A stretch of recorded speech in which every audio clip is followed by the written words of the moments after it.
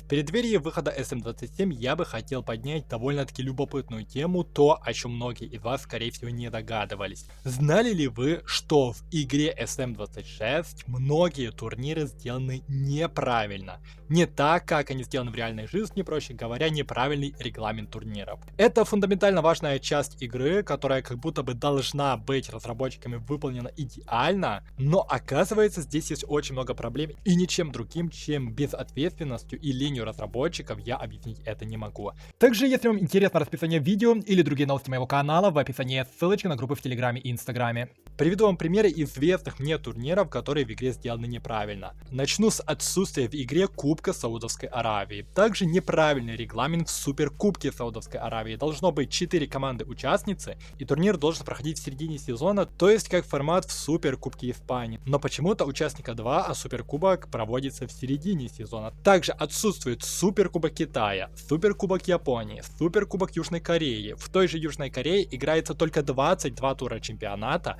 вместо 33, что делает этот чемпионат одним из самых быстрых в этой игре. В Северной Америке есть, например, полное отсутствие сетки плей-офф MLS почему-то. По неизвестным мне причинам разработчики ничего здесь не придумали. Также довольно урезанный формат CONCACAF Лиги Чемпионов. Здесь, с одной стороны, можно отнести с пониманием к разрабам, потому что этот регион в игре представляет только 2 страны, и нельзя слишком перебарщивать с количеством команд от каждой страны. Но можно было по той же логике, как в Лиге Европы существуют некоторые болгарские клубы, которые участвуют в квалификациях, но самой Болгарии нет, а команды, если вы зайдете на их профиль, играют всего лишь эти квалификационные матчи за сезон. Пройдут они там куда-то или не пройдут, но для количества команды есть. Такую же историю разработчики могли бы сделать для CONCACAF Лиги Чемпионов. Могли, если бы, конечно, хотели. В Южной Америке вообще кошмар. Неправильный регламент чемпионата Колумбии, чемпионата Чили, чемпионата Аргентины, потому что в игре представлен классический формат чемпионата, где 2 круга играется, но в реальной жизни в этих турнирах совершенно другой регламент. Также какой-то странный есть Кубок Уругвая,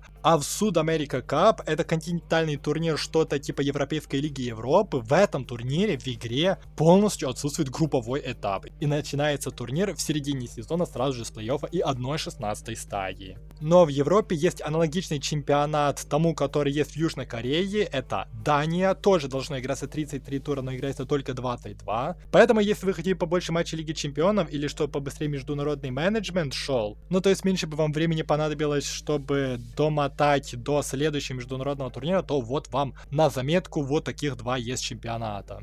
Ну и где-то также не досчитывается количество команд в тех же самых Еврокубках. Например, знали ли вы, что победитель Кубка Ирландии получает путевку в квалификацию к Лиге Конференций? Я думаю, что вы не знали, да и я сам не знал, если бы не одна сенсационная история. Я играл карьеру в SM26 за клуб из 2-го дивизиона Ирландии, и мне как-то удалось, находясь во 2-м дивизионе, выиграть Кубок Ирландии. Мне после этого стало любопытно, и я даже пошел в интернете это пробивать, а куда я получу в итоге путевку при таком сценарии. И там я получил информацию как раз и про квалификацию в Лигу Конференций. Но, как вы поняли, в следующем сезоне никакой квалификации и никаких матчей Еврокубков у меня не было. И я думаю, если подробно разбираться в таких деталях, то найдется очень много таких нюансов. Я и так вам перечислил уже очень много турниров, которые сделаны неправильно, а это только то, что мне известно. Я как бы не проверял все страны и все турниры, которые существуют в игре.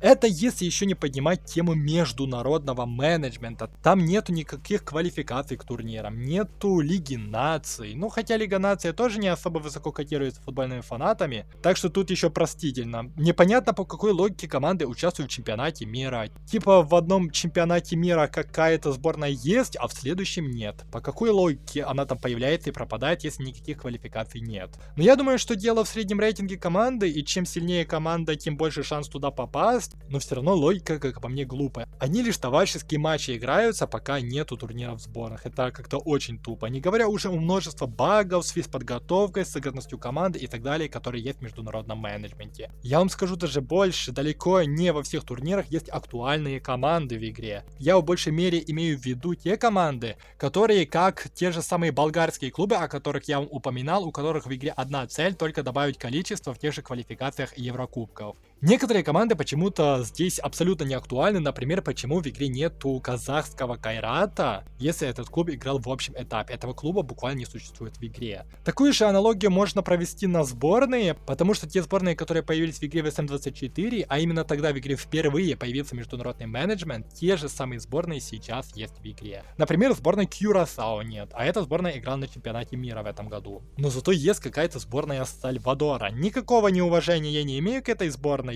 но просто почему некоторых более сильных сборных в игре нет. Разработчики буквально это никак не обновляют, не добавляют новые сборные. Если по национальностям искать игроков, может собраться больше 25 игроков на множество сборных, но разработчики просто ничего здесь не делают. Что касается как раз таки того самого поиска по фильтрам игроков по национальности, там вообще есть некоторые национальности, которые были в игре еще давным-давно. То есть тогда, когда разработчики эту функцию добавили, так они ее и оставили, по-прежнему не обновляют. Некоторых национальностей там нет, хотя они как будто бы более распространены, чем какие-то другие, которые почему-то в игре присутствуют. Здесь напрочь отсутствует логика. И к чему вообще я записываю это видео и говорю вам эту информацию? Просто в преддверии SM27 я просто хочу, чтобы вы прекрасно понимали, какие именно разработчики работают над игрой, прежде чем строить свои ожидания от того, какой будет SM27. Потому что каждый год это происходит, когда выходит новая часть игры, многие игроки строят большие ожидания. Видимо, они только познакомились как раз таки с последней версией, на данный момент это SM26, и не видели, что было раньше.